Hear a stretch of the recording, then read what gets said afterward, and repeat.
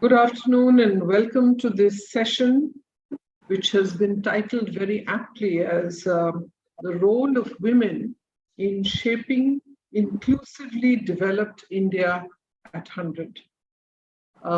I think with the G20 discussions that have just concluded, we are all aware that India is looking for a lot more effort and focus in making sure that we are able to demonstrate women-led development to the other nations. The role of women, I think we have already discussed in several fora. And we are now at a stage where I think something concrete needs to be done. All the issues and the challenges are on board. We also know that India's rank, as per the Human Development Index, is 132nd out of 191 countries. And obviously, we would like and need to see that move up many notches. The other factor is about women's participation in the labor force. And that is something that I know Smita and Vanita and all the others have been working ferociously to enhance. Today, we are for 50% of our total population, the participation is under 33%. Now, obviously, that also takes into account the fact that there are a very large number of women who are engaged, particularly in the construction sector and in the agri sector, where while they participate, they do all the work, but there is no economic consideration that they receive for their labor. That too, I think, needs correction. In most of the other sectors, I think we are aware of the fact that women earn about 76% of what men earn, and therefore that wage gap also needs to be kind of bridged. But in today's discussion, with your permission, I'm going to actually set the stage for a slightly larger and broader discussion. When we talk of inclusion, particularly in ensuring that a developed nation emerges by the time that we are 100, inclusion is not only about gender. There are many other forms of inclusion. And therefore, we will be looking at culture, ethnicity, disability, class, caste, age, religion, all of that. So in your deliberations, let us certainly throw light on that, right? The question before us is saying, yes, a lot needs to be done. Can women play a significant role in ensuring that that can happen? That's what we will throw the house open to discuss and see how we find the discussions taking us towards. So with that, let me invite Smita Agarwal, Director and Chief Financial Officer of PTC Industries Limited. Smita has also been leading the charge on work that CII has been doing under her leadership in the area of women, women's empowerment, and India and the India Women's Network. So over to you, Smita.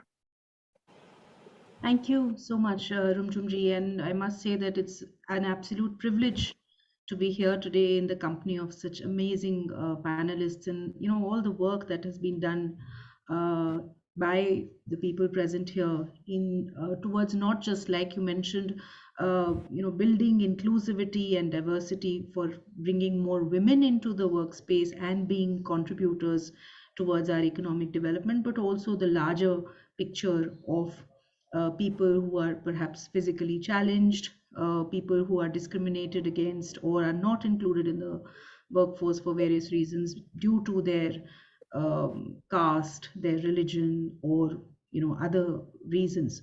And I think since we are talking about having the vision of what we want India to be when it's 100 in 2047, we probably are all united in this vision that we wish to look at India as an economic superpower. And I would want to start by saying that setting that as a target of becoming an economic superpower is absolutely wonderful, but that economic prosperity must distill down, must percolate down to every single Indian, and that is what we want to see.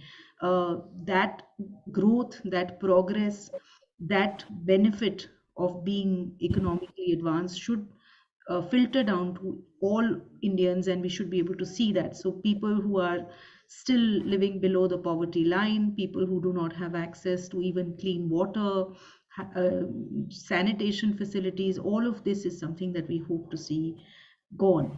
And therefore, the question of not having at least 50% of our workforce, our talent capabilities, people with immense potential, people with capabilities for innovation, for development, for bringing a tremendous amount of cultural knowledge and heritage. This cannot happen. We cannot have this dream achieved without including this workforce, and without being very, very aggressive in targeting them, bringing them into the fold, and enabling them to contribute towards our economic development. What we also hope is that we hear, some things which have happened in recent times, like the landing of the Chandrayaan on the moon, the fact that we have Aditya 1 going towards the sun, towards the L1 point, and also the idea of Gaganyaan, perhaps a manned mission. So areas we see that even our nation is progressing in terms of technology, in terms of STEM disciplines. Similarly, with the Asian Games, 107 medals. So as sports persons, we are doing well, and a tremendous number of women, gaining forefront in that. And therefore, each of these areas, we need to have equal participation for women and the larger group of people that we consider who have been historically sometimes overlooked and have not received the privileges. And therefore, to begin with, I think I must emphasize just in my opening remarks that if we wish to be the global superpower that we expect to be by the time we are 100, this is something that's absolutely goes without question. You cannot reach there without having the entire amount of talent that is available to you in the form of these people. You cannot reach there without tapping into the immense potential and the capability for innovation and technology that is available with these people. And also we know that as regulations and global supply chains are taking hold, there will be policy decisions, there will be requirements to have more inclusive organizations participate and get a stronger role. So we know that as and when India's one vision is also to become the supply chain for the entire world, and we know that in the policy rollouts that will happen, and the ESG, the Sustainable Development Goals, all of these, as they are adopted by the corporates across the world, and therefore also by corporate India, we will need to have this very, very strong element of inclusivity. So that's what I would like to say just to start this discussion. Thank you. Thanks, Smita. May I now turn to Vanita Dathia, Vice Chairperson and Managing Director of Elico Limited, for her opening remarks. Thank you, Rumjum. And I would like to echo my earlier speaker that it is definitely a privilege to share the panel discussion with such like-minded people who are actually contributing so much to our economy and also to inclusion, especially in corporate India. So while what all Smita ji had reiterated, what I feel is that maybe all stakeholders involved should look at low-hanging fruits should look at inclusion among all genders, ethnicities, whatever you name it, whether it's cultural context, whether it's abilities, physical abilities, whether it's sexual orientation. These are going to become matters of contention in the future. Can we look at, as a country, as a nation, take this up on a mission mode? Because I'm sure if the people that are there in power today look at this as very, very critical, as very, very imperative to drive the nation forward for the next 25 years, and we have to ensure that the pace of change is much, much more exponential than what happened in the last 75 years. If you look at the history, the first 50, 60 years, we have been at a very, very slow pace of growth, and including all sections of society. So this next 25 is going to be the defining moment for us if we are to be that global superpower that everybody around the world are anticipating that we will reach.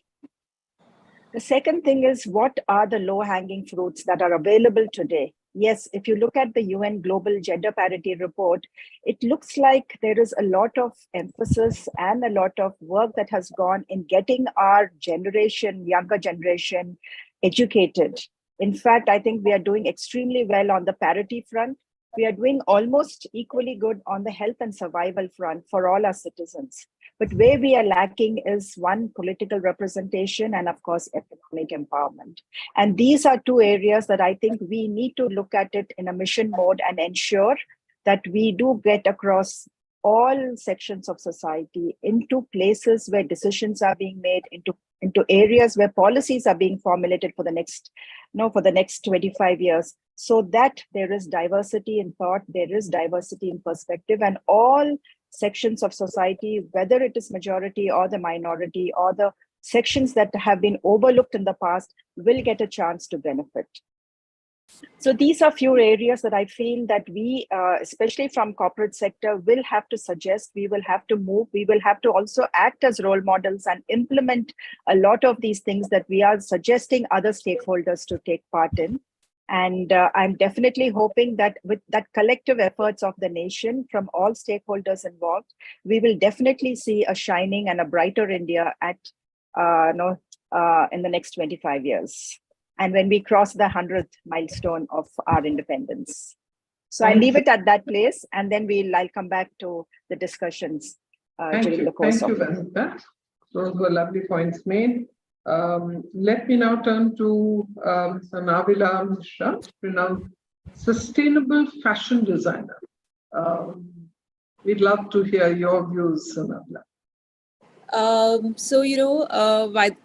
we've heard Smita and Vanita ji talk about larger picture and bigger issues and policies being looked at and undertaken, so my work takes me to really distant and rural parts of India. And what I've felt in the last few years is that though we are penetrating into these areas where the conversation is around women empowerment or equal opportunities, but the pace is very slow. It really filters down to the man being the main bread earner and the women being in the support role. It is very, very evident in the rural parts of India.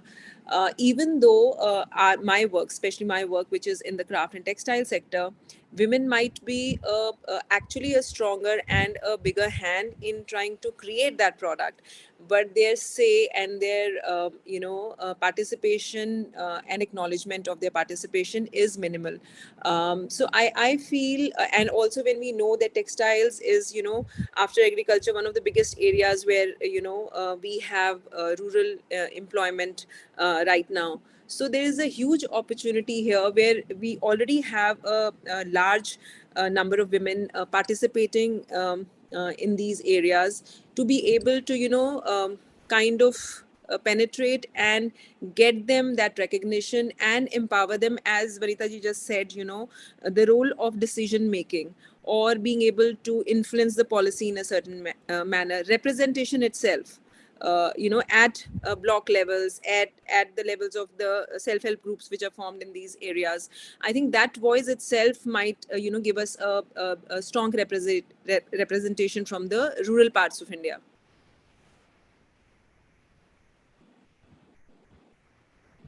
Rumjum, back to you. Thank you. Thank you, Anavila. I think that is a point I'm glad you brought up, because that's one of the things that I wanted to discuss in the next round, which is to say that we've seen and we have probably experienced it all, that it's more than just giving them empowerment. It can't be done like that. It's a social issue that is mired in lots of complexities. And how we traverse that journey is also one of the things that we will have to talk about, right? But let me leave it at that. Let me turn to Shriti Pandey, founder of Structure Eco. Tell us a little bit about your work, Shriti, and then your. Thank you.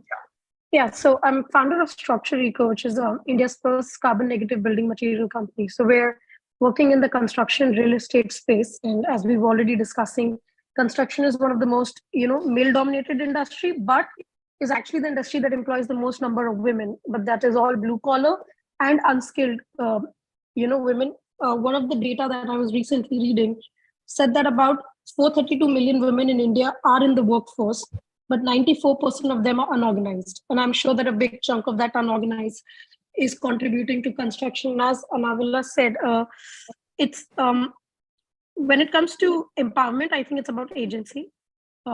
It's while it is a lot about the social issues, if you have the agency to make your own decisions, you can really move forward in terms of the mobility. And one example, considering rural India, would be at a construction site, we always see a woman and a man working both. And we always see a woman, taking those gunny bags to the site, and the man is doing the drilling work. The man gets paid at least twice the woman. But actually the harder work to do is the one that the woman is doing, which is where the one point that I think, which I would like to add to the discussion, is that we really need to skill women into more, vocational jobs, because that is where you immediately see a financial independence that women can have that would translate into more agency. If a woman can pick up a 50 kg bag, I'm sure she can be trained in a month to use a drilling machine, which is not even 1/10 of the weight of a gunny bag and does not require, rocket science. And the moment she does that, she'll be considered skilled worker at that site, whereas just being a labor.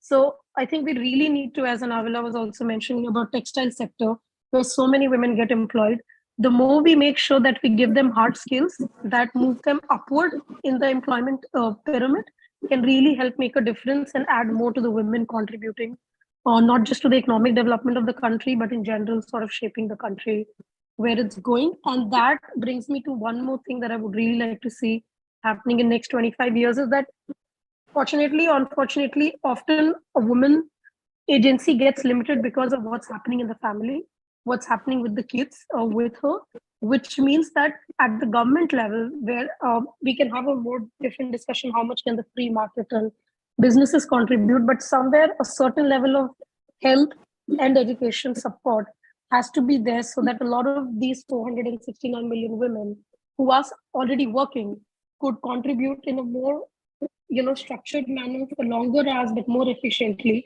without worrying about the kid at home or the family, because that's something that a woman always ends up caring more about than a man.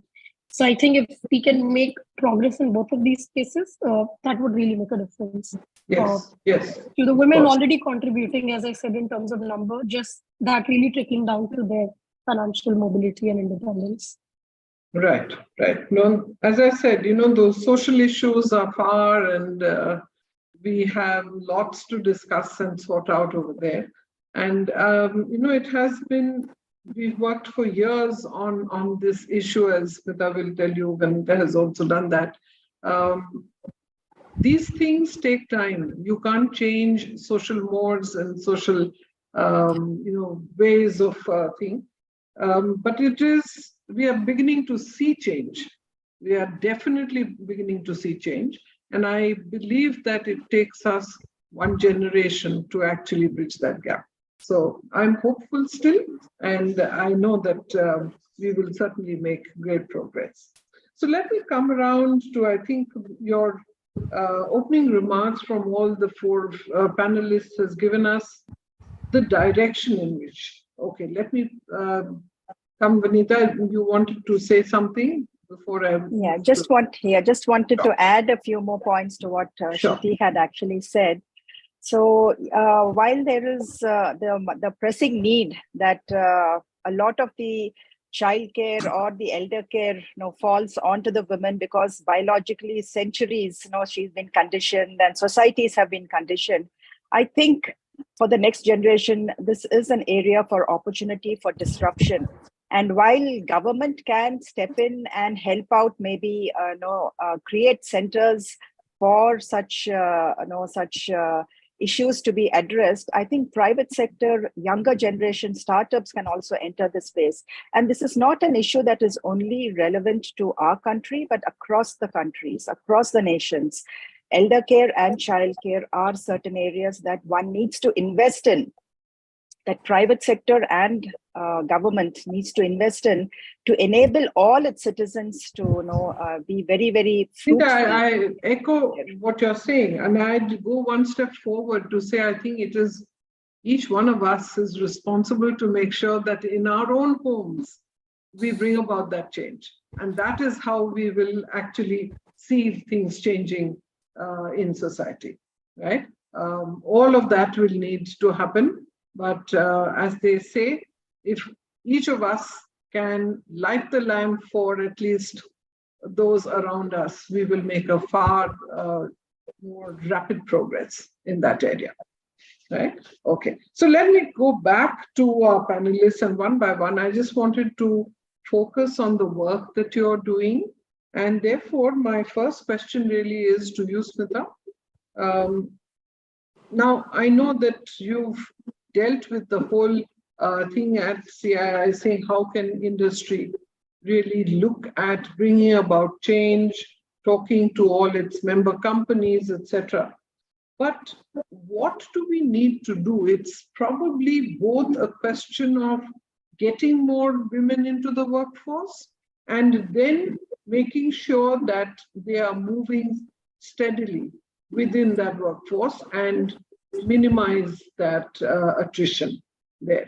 So what are your thoughts, and how do you think that we can actually contribute to economic growth for India by ensuring this? Sure.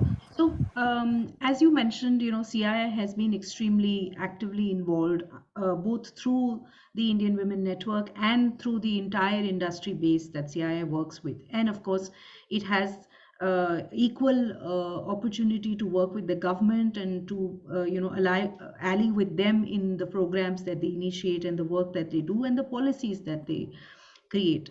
One of the major things that we set about doing before we start to find the solution is to first start to identify what the problem is, and to also, like Vanita ji also mentioned, start with the low-hanging fruits. And just to give you some data from some of the surveys that the Indian Women Network has been running along with Kantar, we found that women in management positions are only there in about 9% of the total firms that we surveyed. So when we start talking about women empowerment, we start talking about bringing more women into the workforce, whether it is in the organized or the unorganized sector, we must look at three prime areas. One is women in the workforce, whether it is in urban or rural areas, whether it is at grassroots levels.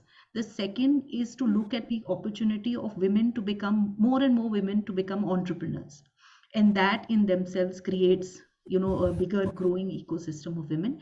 And the last and the third one is the more women in governance as policy makers. So in positions like Shruti mentioned, for them to have the agency in order to actually draft such norms or standards or policies to bring more women in. And so the biggest problem is that you realize that there aren't that many women in such places anyway. Total number of CEOs that we have as women is only 4.7% of the total. CFOs is 3.9%, and CHROs is 3.1%. These are dismal, sorry, 31% CHROs, so at least more women in the HR sector, but still very dismal numbers comparatively. And as Rumjumji, you mentioned, 76% is what they get compared to a man for the same, doing the same job. Further than this, then we start to talk about the unconscious or the conscious biases or the cultural and traditional mindsets that have been created. So 40% of the men that we surveyed still believe that it's a man's job to earn money while the woman's job is to look after the house. Similarly, 45% of men believe that men should be earning more than women, and 35% of women agree with this. 40% of men believe that that men are better executives than women, and 27% of women agree with this. And pretty much a large number of women agree that gender has played a role in whatever job they have been assigned, however opportunities they have had in moving up the leadership ladder, and the sort of pay that they get. So we are looking at a lot of biases that we are dealing with. The other interesting part to this is that the two biggest problems that women have in entering the workforce is, one, the lack of washrooms, just availability of sanitation, and the second is safety, which is tremendously important for more and more women to step out of their houses and take on jobs. And like Shriti, you mentioned, jobs in construction areas, which perhaps are traditionally not considered fit, where you're not just doing carrying of gunny bags, but you're perhaps involved in bigger roles, in roles which require more competence.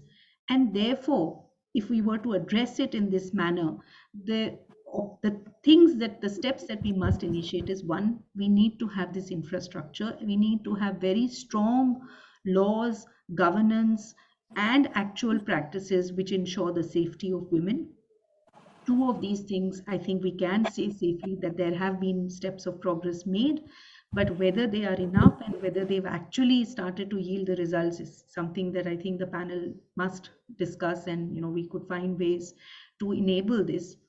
And the other is that as corporate India, we must instill among all of our members and all the entire industry to bring more women into leadership, and also have policies for the workplace which are enabling, like flexible policies which allow women to manage both their caregiving roles and also step out into the workforce and be economically empowered.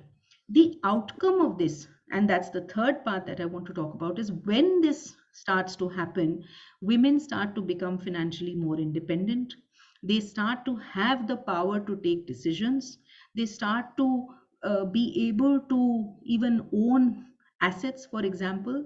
And therefore, that is what will then sort of become kind of a cyclical process, where they will also then be able to take more steps and get more and more women into the workforce, improve the lives of those women who are being marginalized, who have not been recognized for the economic contribution they make, and even things like caregiving, which are not considered economic aspects, being doing that. So of course, the recent bill that has been passed on the reservation for women, and we can hopefully in a maybe 3-4 year timeline, let's hope that's 4 years at least. Shorter timelines, as short as they can be, hope to see more and more women in governance and policy as our representatives in the legislature, and that will also bring much more towards attention towards women. So I think these are the steps that we have identified, and of course some of them we are working on, but yes, a lot of effort is required, a lot of bigger collaborations are required for this. Yes, absolutely. Thank you, Smita. I think very important points, and the fact that an organization will be truly inclusive will actually require us not just to induct more women into the workforce, but also to ensure that the leadership consists of enough women, because then those who are entering will have something to look forward to as role models within the organization. And there is also a significant difference that is made in the culture of an organization when there are adequate number of women in the leadership team, right? Like you rightly mentioned, there are very stereotypical roles that women get, boxed into, saying either they are in administration or they are in HR, or they are probably at most getting some exposure and a role in marketing. But I think, and probably the ISRO team has proven to us now very starkly that it's not just these typical roles, that in tech, again, there are enough and more opportunities. It's really the enabling culture, the policies, etc., that allow them to do what they are best at, right? And that's what we have to hope for, right? It is going to require a significant amount of, pushing from all of us to ensure that that happens. But the other point I'd just like to leave for your consideration, we'll probably pick it up towards the end of the discussion, is to say that there is a role that women themselves play in ensuring that they are actually getting those opportunities and making their best, out of those opportunities. So to expect that a red carpet will be rolled out just because they're women should not be the case, right? And that's something that we will talk about later, right? So thank you, Smita, for those comments. Let me turn to Vanita, and I think, Vanita, yes, in a mission mode, we have to ensure that the low-hanging fruits are actually addressed. Like you very rightly said, yes, there has been improvement on health indices through the entire country. Education, while we were making some progress, I think the pandemic has brought us a few notches back. And that is something that will take a few years before we can make up.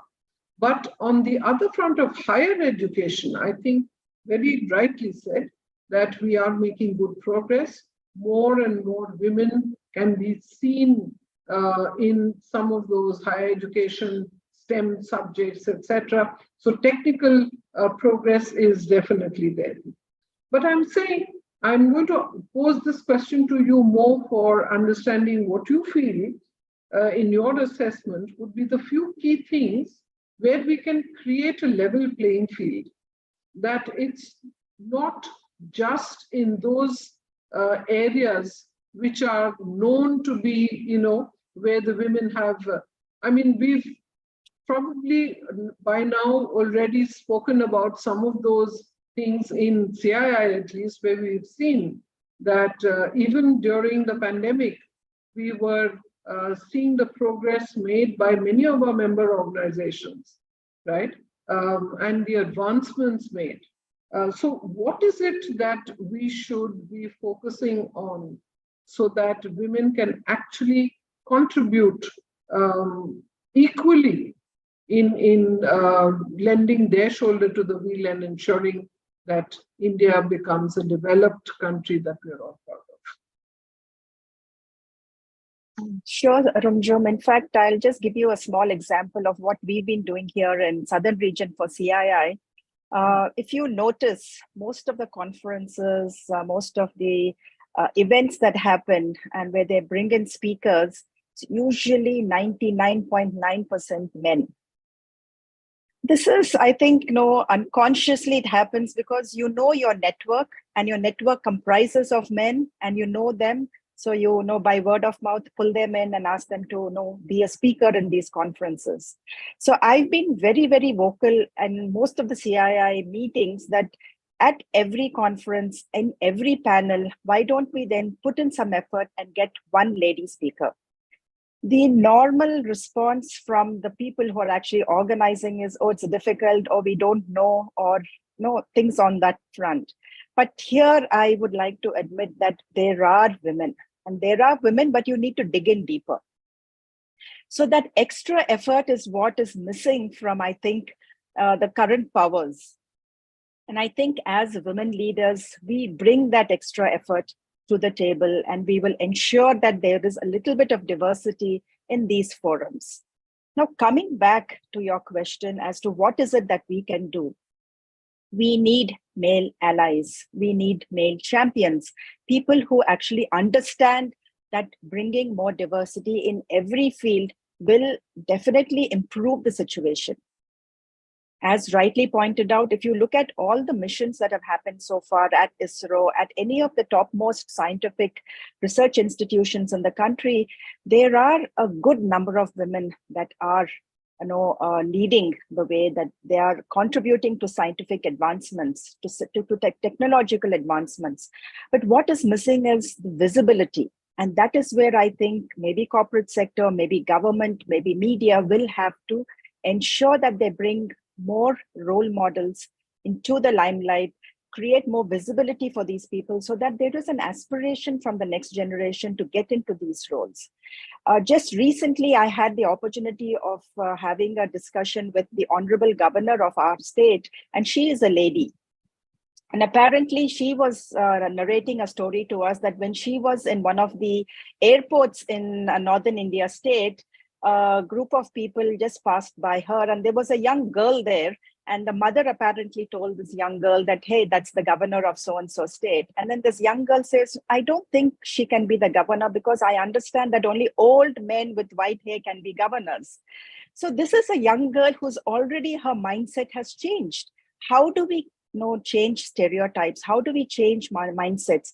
And we are talking for the next 25 years. So the children of today's schools and high schools have to be conditioned to remove this gender bias, to remove these discriminations. And apparently this mother then brought that small girl to this governor and said, see, I want you to talk to her directly so that she takes it out of her head. But how many of such touch points can we actually go ahead and do? So this is where I think agencies, governments, corporate sector, media can play a huge role in spreading that message across, that no area is out of bounds for women and for other minority sections too. Because this decade or this century, women are fighting for our place. For the next century, it could be some other minority. So I think we have to open the gates. And I think as women, we are more empathetic. We sort of look at the bigger picture. We understand that, no, we have to take everybody along. So I think if we open the gates wider, it also helps people behind us too. Right, absolutely.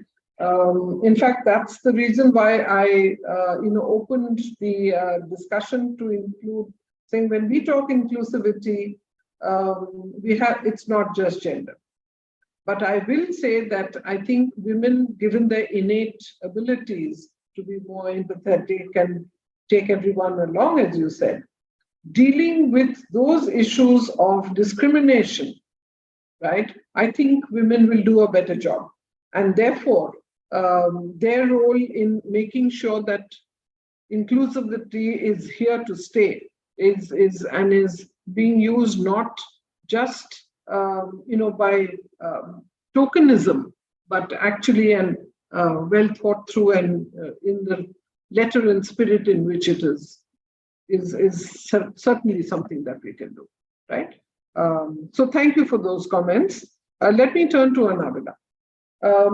Like you mentioned, that the textile industry already does have a whole lot of women participating. And I think in the area that you are, where collaborations with local artisans and bringing that into, the communities from where they come, if we ensure that that kind of a collaborative effort can uplift the condition of those in the rural areas, is one kind of thing. But I think there are inspiring stories that I think all of us are aware of, that even one inspiring lady, and we've seen that through many of the initiatives that CII has launched through the Women Exemplar program, that they become the role models not just for their own household and family, but for the communities around them. And those kind of stories are what we will need to spread and ensure that we are doing justice to making sure that all those disadvantaged sections of our society can actually feel that they are capable and are able to make progress in not just their lives, but also in participating in making India a developed nation. Yeah, so sorry, I didn't understand the question, Rumjum. So what kind of collaborative efforts do you think we can make with those who are in the rural areas participating and making sure that by improving their quality of life through their work, right, we are able Yes. to inspire others in their community? Yeah. So, here I would like to give you an example of, there are many examples, but a particular example because of the place it comes from. I started working with these artisans from Jharkhand, villages like Jiajor, Mohulbana, which are really, in the very internal Jharkhand, and you have to take a 2 hour, 3 hour bus ride from Dumka itself to reach those places. So, I saw work of these applique artisans, tribal artisans, in one of the exhibitions, and I kind of reached out to one of the girls whose name was with Craft Council of India. And I was looking at kind of collaborating with them or experimenting to see if we could take their work forward in certain way with our brand. During my conversations, I got to know that most of the girls, most of the women who worked in these areas had never even kind of gone out of their vicinity of 3 villages or 4 villages, Yeah. let alone Dumka, or for that matter out of the state. So after long discussions over a few months, a few of them, around 8 of them, agreed to come to Delhi to be a part of a workshop. They had that confidence. They came. That was the first time they took a train journey. That was the first time they came to a metro.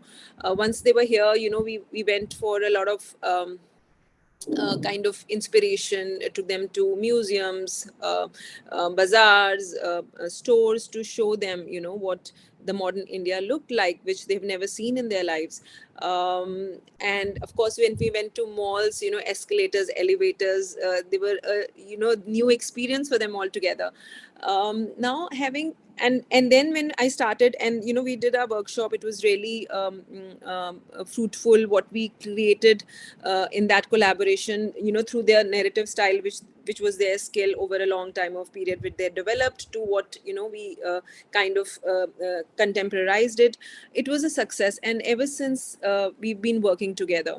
But the initial few years, took us a lot of time in bringing them to to a space of a common understanding. So the first time we had to kind of transfer their salaries. None of them had accounts, their own bank accounts. They were all in their husband's name. And for a few months we had to work like that. And it took a lot of, they would not even understand that they need to be financially independent and they need to have a bank account in their names. It led, it really took a lot of time of discussions with them to say that, and it then came to a point when I had to say that, as a company, we can only transfer the money to the person who's working in the company, to make sure that they open their bank accounts. So that is a small step, for a company or a corporate, or somebody who's working, sitting in Delhi or Bombay and working. But for them, it kind of what a catalyst which brought about a lot of changes in their own lives. Suddenly a thing like financial independence they had never thought of, subconsciously kind of started giving them confidence as an individual. Their kids, when they started traveling to Delhi and Bombay, and in fact, when we did a collection with them, one of the interviews was about them, and their pictures came in newspapers. And I sent those newspaper clippings to their villages, and the kids were inspired, and they were talking to their mother and saying that father is, 8th pass or 10th pass, and he's never gone out of the village, and you've not even studied, you're not educated, but your pictures are in newspapers. And these are small small things, but they kind of, and then their entire, village, the 4-5 villages we work with. Now, these are the women who are perceived as change makers because they're traveling outside the village. They understand now when they come and stay with me. A lot of times they come and stay with me in my house, when I was in Bombay. And, my child would just sit with them when they're working, and they would start interacting, look at their books, how he was studying, what was his school pattern, what the discussions he was having with them. In fact, he learned entire Santhali, Meete Bariya, and he started, kind of speaking in their language because he was very young at that point of time. But that kind of brought about changes in their lifestyle, how they looked at their kids' future. As they say, it is a proverb which we can sometimes take lightly, that when you educate a man, you educate an individual, but when you educate a woman, you kind of educate a nation. And I have seen those changes come about in these villages and their societies with these small change makers who are this one woman in one village. So I think that, beyond commerce, when women get together and they share their stories and they share their experiences, it takes that collaboration to another level, which can bring about, to start with subtle changes, but bigger changes in the coming time. Right, absolutely. And there are numerous stories that I think all of you would know of, that one woman's progress can actually influence an entire community, right? We had a similar experience of work that we were doing in Orissa in electricity distribution. We had to send teams out door to door because they would do the meter reading, and in that state, all the meters have to be read in there and a bill generated from. So we experimented by saying, okay, in 2 districts, we will only employ groups of women. This is nothing, it's not rocket science. It is something that will enable them to earn something, but they are also, conscientious workers, that you can trust them with this. And also because they were from that community, they're not going into cities, etc. They're working in those communities. They will probably get more access into households and be able to, use their own charm to ensure that delinquency rates come down. It was within a few months a runaway success, because those districts where we had the women doing this job, they did the best performance. But the more interesting thing that happened was, like you said, many of them had, their husbands were really the bread earners till they stepped out to do this work. The husbands may have been, about class 10 passed, etc., doing some clerical work. But when they found that the woman was, earning now, had a place in society that was recognizing their worth, we noticed 2 kinds of reactions. One was where the men and the rest of his side of the family kind of went into a shell to say, what kind of thing is this? And therefore, there were issues of violence, domestic violence, and all that happened. Short-lived though it was. The other the other scenario was where the men said, oh, so since you are anyway earning much more than I would have, and you are going house to house, he gave up his job, whichever was, and then bought a scooter so that he could ferry the lady around. I said, that's a wonderful, kind of story where there is collaboration, there's partnership, and he's really supporting in the way that he best can. So we were very impressed by these kind of stories, and we said we can expand this, and now the state has taken this up as a model that they can replicate. So yes, I understand empowering a woman is, it has a long-term impact on the families. And like you said, the children are already inspired. they will live better lives than their parents have, I'm sure, right? So that's really a nice thing to do. Okay. Let me turn to Shriti. Shriti, in your, when you talk about the green, eco-friendly environment that we all want and aspire to, what is it that you would advise the young women, right? Be they corporate women, be they those in college and looking towards building a successful career for themselves, or even innovation that can drive rural women to, kind of build for themselves and for all of us a more sustainable environment in our country. What would your advice be to them? Sure. So I think fundamentally India just has this unique, position in the world that most of our vernacular old age techniques, philosophies, and way of whether living or working is fundamentally very low in carbon footprint, is sustainable if we really look into it, on a fundamental level, or even try to measure it for that matter. So if we go by that logic, I think already we do have a lot of opportunities, a lot of ideas in the country. Often when I meet a lot of founders and investors, people always say that, if people have to get into any new space as an entrepreneur, you should always look for either a bigger problem or a bigger market opportunity. And I think the point about sustainability is that it is the biggest opportunity. And unfortunately, climate change is one of the biggest problems that we have to address. So more and more young women, I think the sooner, and this is something I always say, is like, risk is unfortunately inversely proportional to age, often for women in our context than men. So the sooner they can, explore different, skills when they are in colleges, when they're interning, when they are just, in 12th or 10th, just gives you immense opportunity to decide where to go next.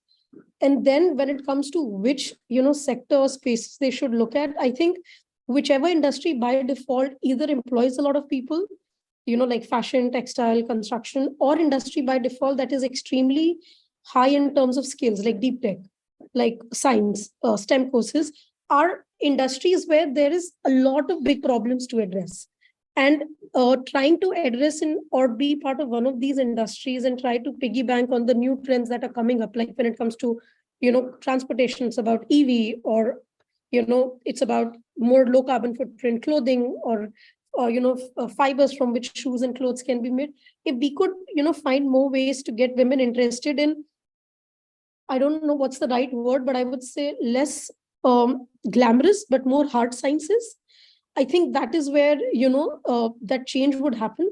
And also, I think Smita mentioned that percentage of women as CEO and, leadership position. If we further trickle that down into STEM courses, it's a much lesser percentage. So I think if we can get more women to be in, spaces that are deep tech, because that's where the long-term opportunity lies. Everyone has realized by now that, businesses have to last. They have to be built to be resilient. They can't just be built to burn money. And the businesses that really last are businesses that employ a lot of people, businesses that have tangible factories and manufacture physical products and services. So trying to find sustainable angle to those industries is, I think, what I would suggest young girls and women to look at, and just really start as early, fail as much as possible. There's no better learning curve than that. I started my company when I was 24. With 9 months of experience, and thinking that I would convince developers who are often 50 plus in age to, buy a material that we manufacture in a factory. So I don't think, and I think that is why today we are at that stage, because we started so early. Sometimes you have to actually start before the trend actually comes into picture, because once it's actually that inflection point, you have to be before present to, really monetize upon it, the opportunity. So whatever seems to be the next trend in 20 years in climate change, women and young, boys and girls should get into that now, so that by the time they're whether their own businesses or the companies they're working in 5 to 10 years, they'll be at that stage where it'll be the growing sector for sure. which has been in the past. For example, solar. Today, solar is mature, but 20 years back, that was the new sector. And whoever sort of transitioned to solar has seen the benefit, has reaped the benefit, in being in that sector, whether as manufacturers, whether as contractors. So I think getting slightly early into the next trend is what I would suggest, young people to look at. So we in CI, we work a lot with startups. Yes. And the startup community is still not that populated with women, young women. What do we need to do on that? And a related question is saying innovation has a role to play. And what are your thoughts on whether women are more innovative? They are definitely more creative, but is there a distinction, and is there something that we can do? So I agree with you that, there are less women in the startup ecosystem. I think, we all were discussing how it's so important for a girl to have a woman role model, but I think it's also important for men to accept women in position of authority. When we talk about startups, most of the startups, usually, like people who start a new company as entrepreneurs, start early. So we also need to have investors and other stakeholders to accept women really young to be in that position of leadership and believe that they could do that, that they're investing their money in the right space. And it's not, that it's not more risky than putting the same amount of investment in a man starting a business in that space. So I think that is also like even men have to see that role, like, that change and accept that. I'll give an example. We started a company, we got funding, everything great. And we tried to get a first office. We're based out of Delhi in Okhla. Now that's a fairly industrial area. People were surprised that I was looking for an office in an industrial area as a woman. Most of the offices we were looking for were factory setups. We were not looking for a commercial glass office space. A lot of them didn't had a toilet separately for women. Most of them were urinals. The office we finally ended up taking, the owner was like, you know what, I'll just separate one toilet, remove the urinal, put WC, and you can keep the keys, because anyway, no other woman would come in the office, only men work. So we have to accept that women belong in those spaces and actually have to invest in them, and not just in terms of money, but in terms of taking the risk, in being the mentors. Like wherever we are in terms of our growth, it's because of a lot of men have mentored us, have mentored me, as a founder with such less work experience. So we need men to show up and guide and be those mentors. I think everyone in this panel can agree on the importance of networking and mentorship. And if there are less women, then more men have to show up and do that job for women. And the second aspect about innovation, I think while women are more creative, women are definitely more productive. I think because of so many constraints, you give a woman to do something, she'll do it sooner, she'll do it more efficiently. The most productive people in my team are always the women and not the men. It's just harder for us to hire more women in our space because less people find this lucrative. But I think when you're more productive, you're more frugal, you're more creative, and innovation has always a combination of these things. I think if given the right chance, women would definitely do way more innovation, than we believe that they were capable of. Right. Thank you. Thank you. There is a saying that says diversity may be the hardest thing for a society to live with, but perhaps the most dangerous thing for a society to be without. Right? And on that point, before we just close, your quick comments on saying expanding that thing beyond women. Can women therefore make inclusion and diversity within the spaces that we are in work? Smita, over to you. Yes, absolutely. And I think an absolutely fabulous discussion that we've had today. We have talked about the fact that women, there is a need for more women role models. And I think that is something that also goes into this area when we talk about beyond women. We need more role models of all different ethnicities, all the diversity elements that we're talking about. And if we can get more of those, then women in any case, have been identified as people, whenever they prosper, they take along the entire family with them. They also take along the community with them. So it is but natural that with their prosperity, with their growth, there is also a larger section that seeks to benefit.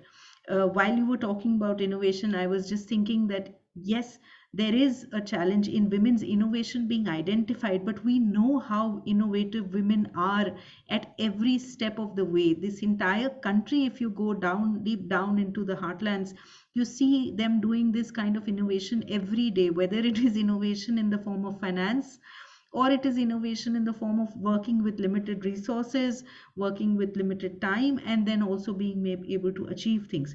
This is again a problem if you were to give to women and give them the opportunity to create more inclusive and diverse platforms, diverse opportunities for the rest of society. I think they can be equally innovative about this also. They will find the solution in order to take everybody along, because they understand the value of uplifting the entire community. Women also traditionally do not have this kind of a mindset where they feel that they must be in a position of power and therefore in some manners subjugate others. I mean, we've always, I mean, just the thing that you were talking about innovation, we all know the story of how we had the Mars mission going there. I mean, it was without that kind level of innovation, we would never have been able to think of doing all these missions at the kind of cost that India does. And now there are so many countries which are just sort of running after us. So this is something that women will definitely be very, very instrumental in. They are not, by nature, they are inclusive, and by nature, they are able to take along a lot more people. Okay, thank you. Thanks, Smita. Vanita, very quickly, a few seconds only. What are your thoughts on this? Can women lead? You're on mute, Vanita. Yeah, sorry about that. Yeah. So quickly, women role models, women who are in positions of power. I think we need to spread our wings and get more women out there. We need to be more vocal, and I think we should also utilize the power of these platforms, whether it is industry forums or governmental platforms. I think we should use these to get those policies out there and to persist until they happen. So I think persistence is something that women do excel in. So I think maybe we should hone on that trait of theirs and push these things further, because we do have a very limited time. We are looking at India at 100. So the clock is ticking, and I think we need to push forward at every chance that we get. Right. Thank you. Thank you. And Amla. I just have to add to what Vanita and Smita have already said. I agree with Smita when she says that, women are, I think they're higher when it comes to EQ. And, from my experience, if you look at crafts which have developed in India, they're all, in certain way, a reflection of the way we live and the way we lived, in fact. And it's a very small example of a very small basic thing. We call it Gudri or Bhutra in, Rajasthan and Gujarat, or we call it Sujani and Kantha in West Bengal and Bihar. But what it is essentially layers of textiles which have been discarded in the household, and the women cannot just, throw anything. And, we've been trained, or we are used to, as Indians, to be sustainable the way we make our houses, the way we live. So this is just stitched by running stitches, and then it turns into a comforter, into an overlay. And most of our crafts have been, developed like that, apart from the decorative crafts, which were mostly given by patrons. So, we are sitting on a very deep, heritage of sustainability. Everybody knows India as immensely a place which comes from immense heritage, but we can really be the world, the voice of the world, leading the world towards a more sustainable future. Wonderful. Thank you. Shruti? Yeah, I think I would just fundamentally say that I think a lot of this about, roles is about identity, and all of us on a daily basis have multiple identities. And what happens is you enter a room and one identity of yours is more looked at, might be from a position of privilege or from a position of less privilege.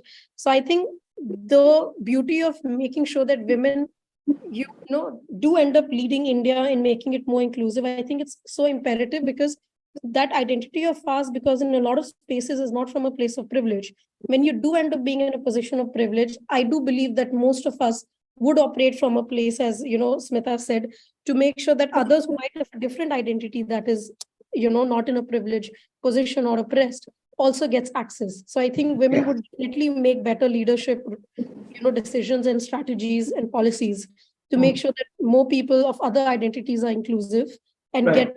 feel included, because something that you have felt firsthand to not be. And I think a lot of times when you feel something, you can build better mechanisms and policies around it than from from a place where you've not felt it personally. Right. So since I think you mentioned policies, strategy, etc., yes, we need to have the women's lens through which these are guided. But I also want to make that final point to say that we are talking about a developed nation by 2047, right?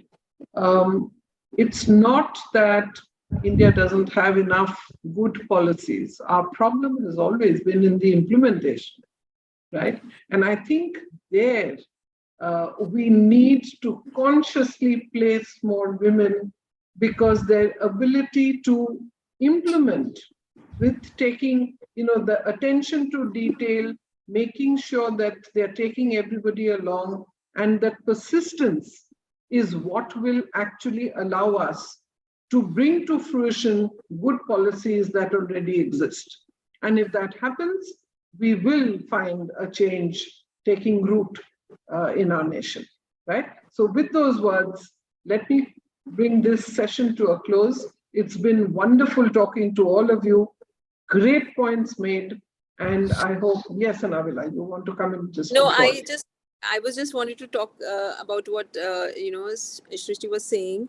The same thing when you've experienced something, like when I started my work like 13 years ago and going to the rural areas, there were no washrooms, so to say, and the Swachh Bharat Abhiyan came much later, and I've not gone to the area I went to at that point of time, but having experienced that during my travels, I make sure all our clusters, our workspaces, women get that sanitization, they get those clean washrooms to go to, and also educate them so that they carry that back to their households. Correct. So that those kind of things, when we've experienced it, we bring that to table as well. Yes. Okay, so thank you very much for your inputs, and all the very best. Power on. Thank you. Thank you. Thank you. Thank you.